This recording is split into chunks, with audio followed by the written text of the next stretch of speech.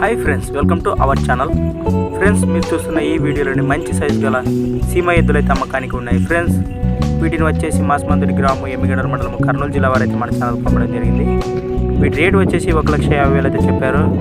బేరం అయితే ఖచ్చితంగా ఉంటుందట, ఫిక్స్ అయితే కాదు.